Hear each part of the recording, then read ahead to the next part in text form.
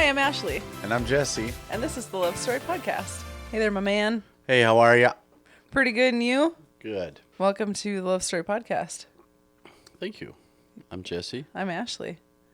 And here we are. What are we talking about today? Today we're talking about a real tearjerker. Did you cry? No. Did you tear up? Did you get verklempt? No. Oh. Yes. Okay, good. We were talking about my girl. Oh, just the love and loss. Mm-hmm. Yep. You had not seen it as extensively as I had. You had only seen bits and pieces, correct? I think I probably saw the whole thing, but it would have been 30 years ago. This is a 1991 film. Yes, and I watched it from 1991 to present day. It's been one of those movies that you just You put watched on. it when you were 2? Probably. I'm Wow. sure. Yeah. I'm sure it was on the television. You were mature for your age. I was though. very mature for my age, yes. Yeah. Allie just had Nora watch My Girl because Nora is of the age of being very much a Vada. She's in her Vada era right now. Mm-hmm. And so she made her watch it. She was like, give me your phone, sit down, I'm turning this on, do nothing, watch. I'm not sure how to react to that. That's interesting. It's, it's a young girl's coming of age tale with tragedy. Okay. With tragedy and heartbreak. Very. I never thought I'd say this, but I'm actually on board with Allie's parenting on this one. Really? Wow. Yes. Yeah. Yes. I don't know. Because when you are a young child, and she's 10, 11 years old and got all this just chaos and being a young girl and whatever. And yeah, just go watch Vada. Go live your life through Vada. Okay. Vada Sultanfuss. Where do you want to begin on this one? Which love story do you want to tackle? Or do you want to Well, just give an overview of the movie? I think we should probably give a summary, please. Okay, summarize. AI summarization of My Girl. Mm-hmm. Okay, 1972. It's, your white picket fence neighborhood. Mm-hmm. And Vada lives with her father. Her mother has passed away. They run a funeral home. Yep. Which is in out the of home. their home. Yes. Yep. And Grandma lives with them. Grandma, who's not all there. She's there enough to sing. She's physically there. Yes. Mentally, she has a couple of breakout solos. Yes. At And opportune times. Vada is the main girl in the film. Thomas J. Her best Macaulay friend, Culkin. Thomas J. Yeah. Oh. Yeah. And Dan Aykroyd is The dad. Harry. Mm-hmm. And we have Jamie Lee Curtis as, oh God, what is her name? Shelley. Okay, I never would have gotten there. It was not on the tip of my tongue. I was not circling that. Oops. Deep recesses of my brain. So we have I think, does the uncle also live with them? We have Uncle. I don't think he lives with them. But he participates. He works for yeah, him. he works in the funeral home. Yeah. So Shelley, Jamie Lee Curtis, Shelley, she comes in to live there to be the makeup artist. She lives in her She camper. lives in her camper outside. Yes, outside of her work. And she comes there to work to be a makeup artist after her divorce from the owner of her old salon that she used to work for. And she does not know that it's a funeral home. Right, when she takes the job. Yeah. And we have Vada, it's summer vacation, and we have Vada and Thomas J who bike around and live their best post 4th grade life, getting ready to go into 5th grade. Mm-hmm. And Vada has a crush on their teacher. Yes. I don't remember his name either. Mr. Wilcox? Mr. Bixby? Do we know? I think it's Mr. Bixby. It's either Bixler. Yes. I knew it started with an S, though. Yes, you did. Mr. Bixler. So she's got a crush on Mr. Bixler. So where do you want to begin with the love stories? Because we have Vada's mom and dad, and we have her dad and Shelley, and we have Vada and her teacher. Mm-hmm. We have... I mean, a lot of them we don't really need to get into, or some of them, like the Mr. Bixler one. Yeah, that's just a little girl that yeah has a crush on a teacher. Yes. And, like I said, I haven't been a girl for very long, so right. So maybe you could speak to that more, but I know like crushes on, being that age. I guess I would have been a little bit younger, but I had crushes on older women, that. I think it's a place of, like, for Vada, she has a crush on her teacher. She's feeling disconnected from her dad. I would argue that I don't think she would have had a crush on her teacher if her dad would have been more present in her life. And Yeah, kind of that similarly, very maybe well you could wouldn't be. have had a crush on older women because it's almost like you're trying to drink from a well that's dry, and so you maybe didn't have, like, at that point, you and your mom would have maybe had a tense relationship, and then so you're finding this like attention from nice older women as a substitute. I mean, my parents split when I was 7, so it went from 2-parent home to my father raising us, and very much a Dan Aykroyd type of father, a Harry Sultanfuss type of character. good man, but just not really Yeah. in touch. Let the you kids know? kid and let Yep. the adults adult. Yep. And so, yeah, there was definitely an element of that for me at the time. So who knows? Who knows what would have happened if reality was completely different? Right, exactly. If everything was coming up aces for old Yes, Jess. for old Jess. Yep. This movie also brought up some stuff for me because we got to the very end of the movie, and in my mind, the movie kind of ended after Thomas J's spoilers funeral. But there's a whole other like kind of redemption arc with Vada and her dad that was completely like, because I grew up without one of those. I was like, it's interesting now to think about it because Vada's character was kind of unrelatable to me. I didn't put myself in that story now that I'm looking at it because she's being raised by a dad and mom is absent, and that was not my life at all. And she was an only child and whatever. So I just watched it for, the theatrical, the love of the theatrical storyline and how sad it was about her relationship with Thomas J and whatever. But yeah, for me, it was like, oh, and then her dad comes in and they have like a nice tender moment and whatever. And it was like, that was all just entirely lost on me. Yeah. So my brain was just like, can't relate.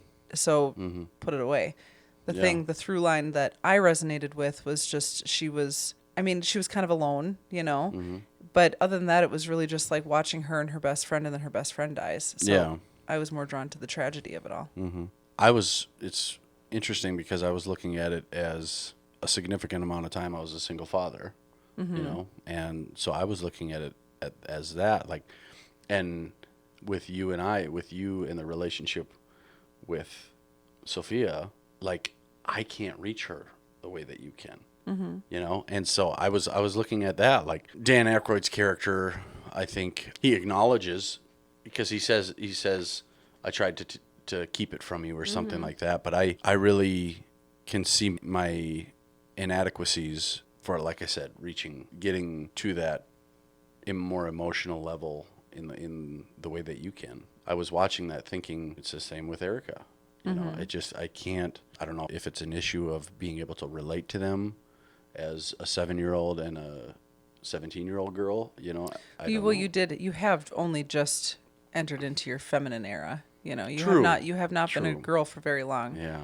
Yeah. And you don't say that. I say that. Oh, sorry. You can't put me in a box. Got it. Okay. I'll allow this You're one, entering into your feminine era. Can I say that? I will develop. Yes. I'm going through some changes. It's really glad that we watched My Girl when we did, because you got to connect with your inner Vada. You pulled an Ellie. Yeah. You're going to sit and watch this? You're coming of age. Yes. Yep.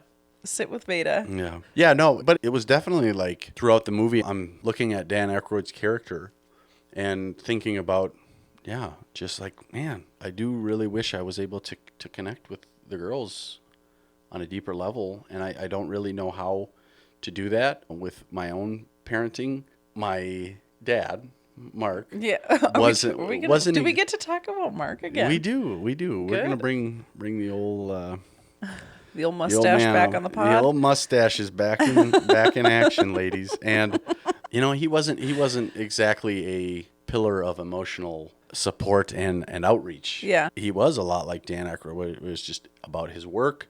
He'll be fine, or she'll be, she'll be fine.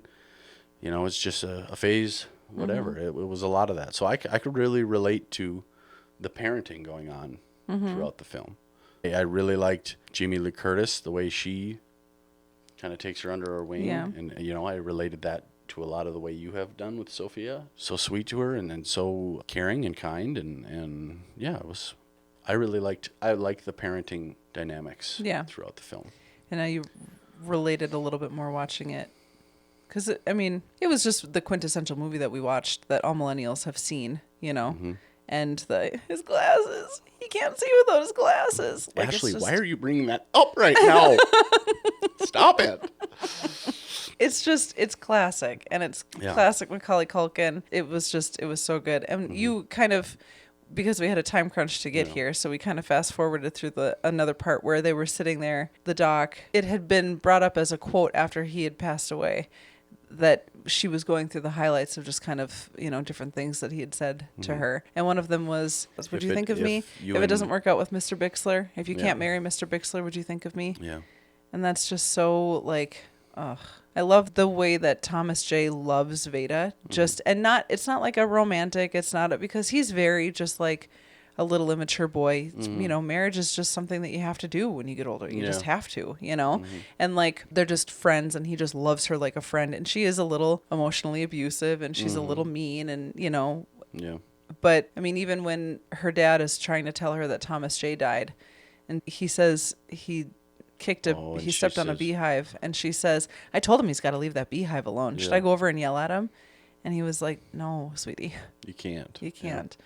Oh, God. Ashley, what are you doing? I'm sorry.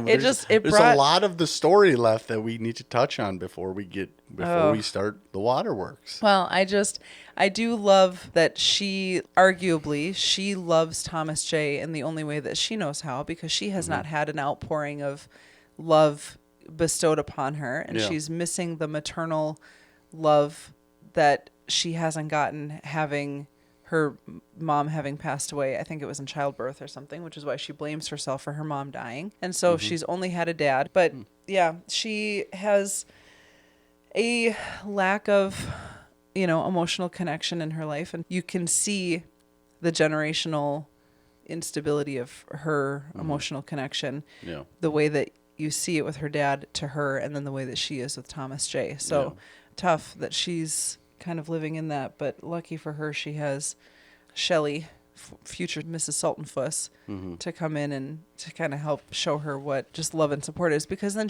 we do see her in the movie a lot, crying out for attention quite a bit. Yeah. Every affliction that someone in the funeral home has died from, she WebMDs all of the symptoms, and then she goes and runs off to the doctor and tells him that she's got that too.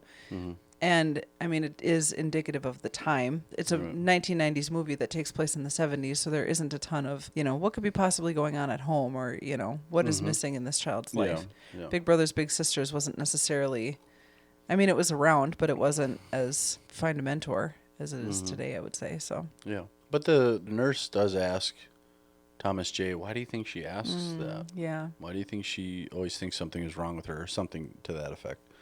We haven't summarized any of the movie, really. It's kind of, I mean, how do you really summarize it? We're just watching days in the life of these two kids and what they're experiencing. Well, so let's talk about Jamie Lee Curtis and Dan Aykroyd. Yes. Their love. Okay. What do you think of their love? I think it is a love of necessity. I think he's endearing. I think she sees hope and promise in him, but I also think it's like, a little bit of he's available. He's a man that's available in her proximity, and I think that's... Remember how you had said that I always rate people too high? You think I rate them too low? Yes, I feel like you rate them too low. Maybe necessity isn't the right word, but I think he's available. I think he's around and he's available. They also haven't necessarily built up a ton of the romance and the love story. I think...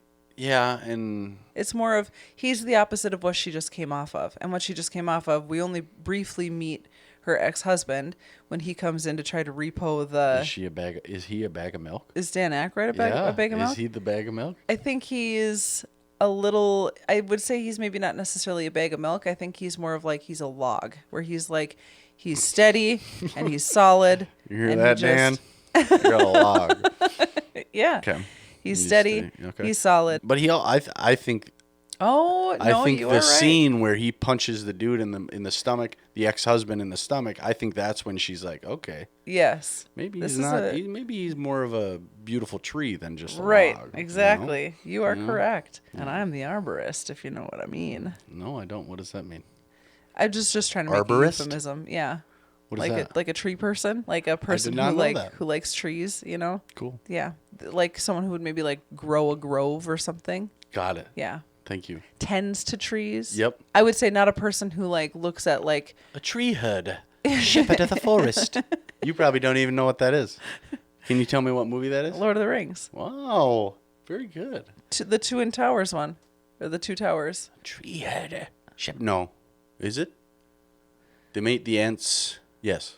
They meet the ants in the second one. Yes. Anyways, so.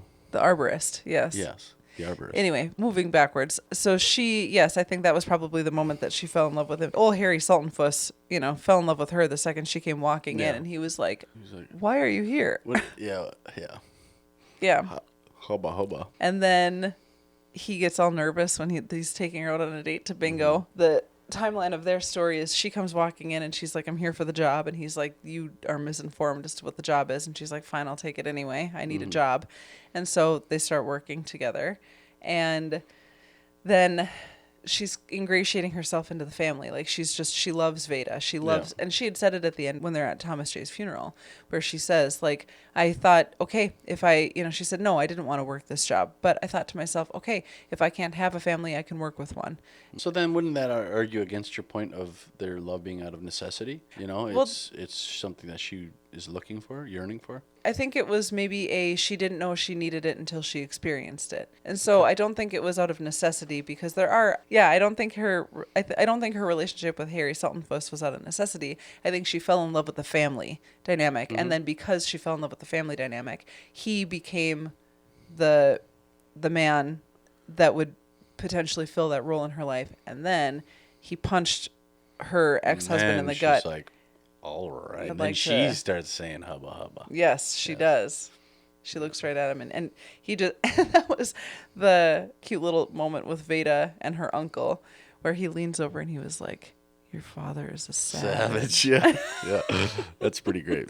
He does a very good job of like building up his brother, and I think that's very sweet too. Like he doesn't necessarily. And also, this is also something that I didn't relate to because, I had an uncle, but I don't have an uncle. I don't have, So it was all I never put myself into any character in that show. It was just watching the story play out. It's very sweet that her uncle, like, leans in and kind of takes tender moments with her to kind of help pick up the pieces where her dad is maybe ill-equipped to handle it. And then where Shelley comes in and she helps pick up the pieces where her dad and now future husband is ill-equipped to handle it. And it really is creating the family dynamic. We only see a snapshot of it, but they do a very good job of painting the picture of just the love of this family how everyone is just exactly how they are. And we're just here and we're just going to... Is Gramu, right? Yes. Yeah. I mean, that's another part of that whole story is just how the care they have for her and not like a burden to them. It's just, this is what She's you do. Just there, Yeah. So like, what do you want to call it? I don't know. It's a relatable family. Yeah. In the American dream, sort of, in that way. So with their little quirks that make them different. Like they run a funeral home, and the girls in town are nasty to Vada, and they're nasty to Thomas J. Oh, he's your boyfriend, whatever. It was really cute when they were playing. Shelley was sitting there, and Vada and Thomas J. were playing war, and the girls come walking by, and they're snapping on Vada for, oh, you've got your little boyfriend. She probably kisses him on the lips, and she's like, you think I'd kiss that ugly mug? And then they go walking off. And what does he say? Something like, he says, yeah, what of it anyhow, or whatever. Yeah, something like that. Yeah. What of it anyhow? And then, so then they go walking off, and then Shelley says to Vada, I don't think you should let those girls bother you, whatever. She's like, I don't care about them at all. I wouldn't play with them anyway. Yes, yeah. I prefer to spend my time with people that are intellectually stimulating. And then Thomas J, with his just tiny little boy face and glasses, looks up at Shelley and just smiles. Yeah. It's very cute. Yeah. Good old Thomas J. Ugh. What would you say your favorite Macaulay Culkin role is of like young Macaulay Culkin? Home Alone. You think so? I mean, I think he's really good at, what is the one with Elijah Wood? The Bad Son or something like that? Oh, The Good Son? The Good Son. Yeah, that one. That one's good. He is such a terrifying character. Anyways, what's your favorite Macaulay Culkin role? Well, we have the Page Master.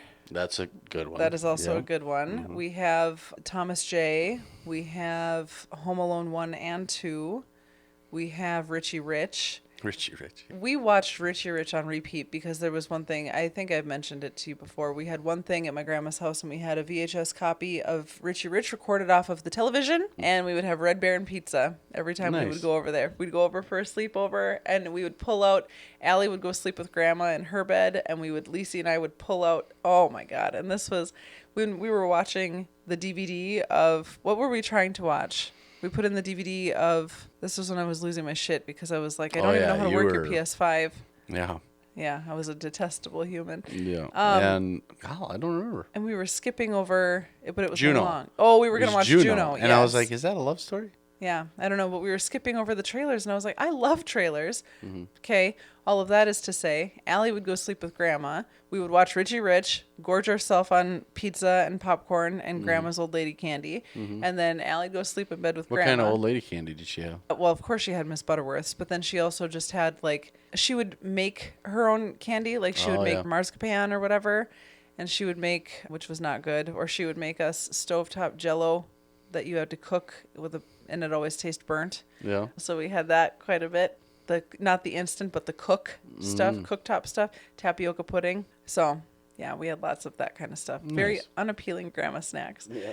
And ribbon candy. We had the ribbon candy that if you sucked on it for too long, it would slice your tongue. Yeah. Yeah. But we would pull out the bed and it was, lumpy, and that was what Lacey and I would sleep on. And there was a video tape of trailers that came out, like it was a movie of trailers, and then we would put that in. Commercials, trailers and commercials. So we would just watch trailers and commercials to go to sleep and stay up and talk about all of the things that a 12 and 11-year-old girl had to talk about when Allie, the youngest, was off, sleeping in bed with Grandma. Right.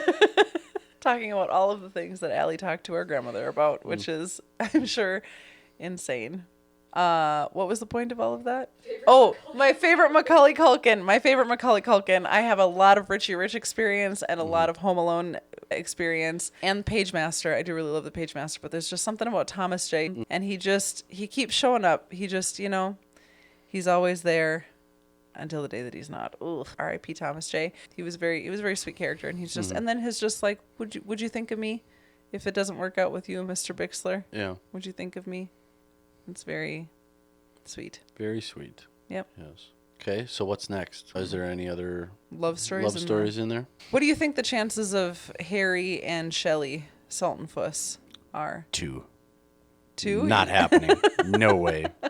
No, I think they're good together. She does talk about where there's a lot of dynamics to his life that she wants to be a part of, and he's obviously very on board with that, with her joining him. I think their chances are good. I would definitely say so. I think they've got, because she does a very good job of meeting him where he's at and trying to kind of pull him out of his shell. Yeah. I really like when she says, you got to stop running or whatever. Yeah. Anytime it always makes me think of that time when you pulled me aside and were like, you need to cool it, because I was being kind of hard on Sophia. And you said, you need to chill. I like that. When a person can be like, hey, point out what's going on. You know what I mean? I really like that scene. I like when two partners can hold each other accountable. And so, yeah, I do think they have a good shot. Yeah, I think so too.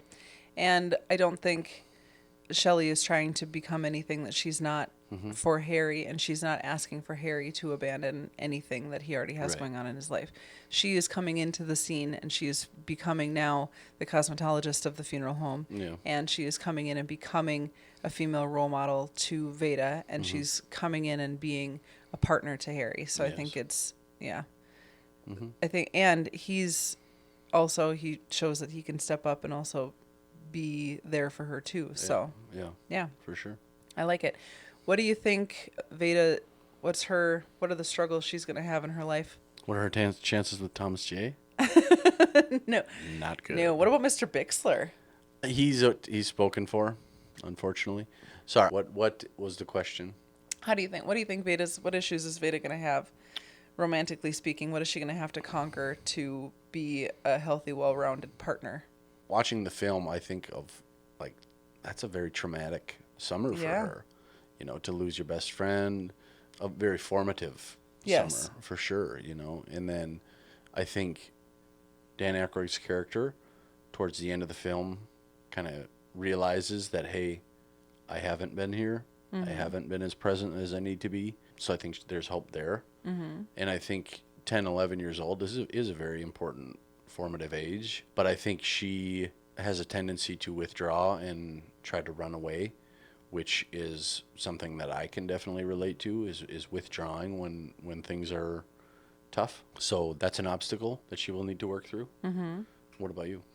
What do you think? Yeah, I think she is going to have to, in my opinion, I think she's going to have to learn to be okay letting people in. I think Jamie Lee Curtis's character is going to play a big role in that, in the development, you know, of future relationship building. Yeah. And because she does, right now, she has to let her into her life. And she kind of resists it. And she's like, she's jealous of the relationship that her dad and Shelley have. And, you know, oh, she has to come with. She liked her up until they were dating. Yeah. And then it was like, absolutely not. Now she's a person who you're going to take my dad away from me. Yeah. But she had the people that she's let in. Thomas J died. And I think she's really going to struggle too. She already kind of struggled with the fact that her mom died in childbirth. I think I killed my mom. Allegedly. Allegedly, yes. But then also Thomas J died going to get her ring back. Yeah. You know, and I think that's all she's going to need. Unfortunately, I think she's going to need a lot of therapy. I don't think that this is stuff that she can Right. work through on her own. Yeah, I think there's definitely effects of trauma that are going to come out, and she does show some growth for sure. However, I mean, it's those are big things that happen. Yeah. And for me anyway, I'm just a bigger version of my child self. Right. So I can understand that, yeah, she's gonna need some work for Yeah. sure. But I think family clearly loves each other. So, yeah. And that's huge. I mean, to have such support and love is a little bit different than my experience. You know, not that I didn't have love and support. It's Right. just feelings were kind of taboo in the house. Right. We don't really talk about that stuff. If you're sad, well, just get happy or go do something, get your mind off it, whatever. Do you think you've gone the opposite direction with that, where it was like, instead of internalizing and shutting down feelings, do you think you've gone the opposite with that, of like you feel all the feelings because of that? Yeah, I definitely do. I think a lot of it has to do with just not being shown how to process things when I was younger. I mean, I was resistant to being taught how to. If there were times when people would try to help me out, I would withdraw and I would resist that. How do you think you process things? And I would say, well, kind of an explosion. I'm a mean explosion, and then I work through all of the shrapnel to get to the, like, oh, what was the actual meaning of this, and why Yeah. did all of this happen? So, yeah, I think that would be my toxic relationship trait, is being an emotional explosion, for sure. I think where we run into problems is I'm an emotional explosion, and then it's like, whew, okay. So, we're still going to that movie? yeah, and so you kind of explode and then want to move past. Yeah. For me, I'm kind of, I have a higher baseline. You know, I feel more, and I on a regular basis, and I don't really have those. And you know, correct me if I'm wrong, but I don't feel, I don't explode, Right. but I kind of simmer. Uh-huh. You know, and I think the thing is like, you simmer, and like, we all see you're simmering. We all see you're on simmer. I see the oven is on. It's on 2, you know. I see the bubbles starting. Yeah. But you're like, I'm not simmering. So, a lot of times, yeah, yeah, and I wear my emotions on my sleeves, for sure. You know, or on my sleeve. But I think we complement each other in that way, as far as like coming together and discussing when things. I think that's something. So I don't know if we complement each other, but that's a strength that we have. I Yeah. our communication after the fact and kind of figuring out. It's like, well, what was going on? Well, let's talk about it. And I think that's really important. Yeah, I think we do a good job of identifying what it is that you're feeling and what it is that I'm feeling. I think your lack of ability to share that you're on a simmer is kind of a, like, I think you take more time in like the self-discovery side of things to figure out what's going on. And then you sometimes, once you do figure out what's going on, it doesn't feel like you always kind of share. Like, I think you decide what is for me and what isn't for me. And so so whether that means you're taking more time or whatever. And for me, I'm like, okay, just tell me everything. Just share everything. I'll tell you everything, whether it's something that like is rational or irrational.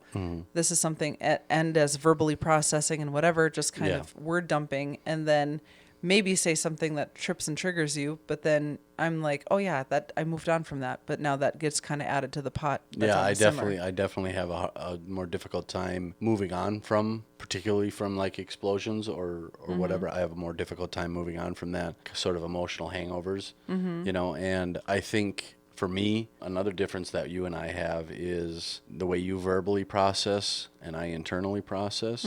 I think it's important for us to remember that like it's not better or worse, it's just different ways of doing it, Right. And I think the real redeeming quality that you and I have is the fact that we always come together, Right. And it takes me a little longer in a different way, but we both hold ourselves accountable eventually, right? And I think that's really important in a relationship. Yeah. But I think, what did we say? What was it last night? Sometimes you are more in love with withdrawing from the relationship than you are actively with me. And I'm more in love with the toxicity and just saying the mean, nasty things angry. than I am. Yeah. Than I am. Yeah, that's what it was. And that's huge. Like you had said, sometimes I'm more in love with being angry than I am.